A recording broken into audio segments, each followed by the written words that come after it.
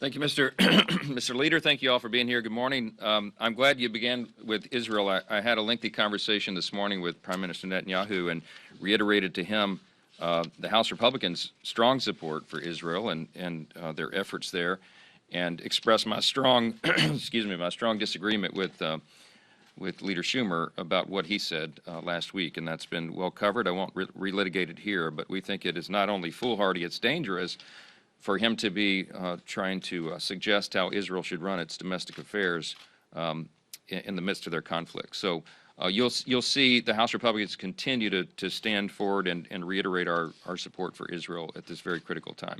But this is Energy Week in the House, and we're happy to bring that theme to the House because it's very, very important, as you've heard. I began Energy Week in a perfect place in Midland, Texas, with Congressman August Pfluger there. That's his district. We were on a great oil rig in the Permian Basin on Monday, got our hands dirty out there and talked with the workers and the people who work around the clock to supply America's energy needs. And that's a critically important thing to our country, and it's something that the White House seems not to know anything about. House Republicans know the value of American energy, but President Biden obviously does not. And it's such a stark contrast. I think about this all the time. Compare the Trump administration with the Biden administration. I was here as a freshman in 2017, and we had not begun the Congress, but just maybe a few weeks into it. And President Trump came to visit the House Republican Conference. And I remember so vividly when he began to talk about American energy, which was a main theme for him, as you know, in his campaign and in his administration. And he said, we don't want to talk about energy independence anymore. We want American energy independence. We want to talk about American energy dominance. And he introduced the term, and we applauded, and he achieved it. We were a net exporter, of course, of energy just after the first 2 years of that administration, and that continued. And then Joe Biden came to office. And as it was noted, just on the first day in the Oval Office, he began to wage war on our own energy industry and its producers. And so you heard they killed the Keystone XL pipeline, and he demonized domestic energy producers, the people who are providing the jobs in the energy and the national security for us. He depleted our strategic petroleum reserve and sold it off to China. He placed an effective ban on new LNG export terminals. I'm not even sure he fully understands the implications of some of the executive orders that he's written, but this is what's happened, and we all see the effects. And so we're expecting to see the administration finalize now its misguided electric vehicle mandate. It will decimate the auto industry, and it will hamstring consumers.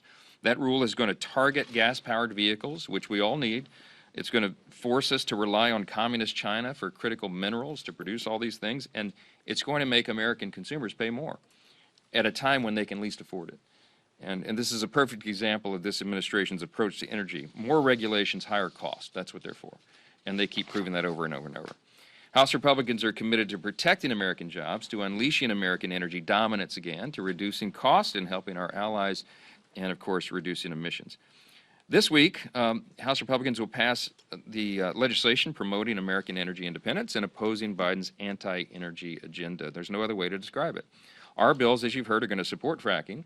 They're going to expedite permitting processes. We're going to decrease fees on oil and gas producers. And, of course, we will continue to denounce President Biden's radical policies. This is a continuation of the pro-American energy agenda that House Republicans have been pursuing and will always pursue. We passed H.R. 1, our signature piece of legislation, right out of the blocks, the Lower Energy Cost Act. And that legislation was to support our LNG producers and protect gas-powered vehicles. So this is very clear.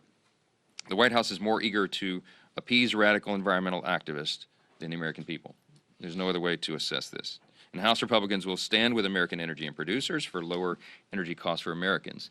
And Democrats simply cannot say the same thing. That's the contrast. Americans see it, and we will be reiterating that theme over and over. And with that, I'll take your questions. Second row, right here. Mr. Speaker, you took over at a very difficult time and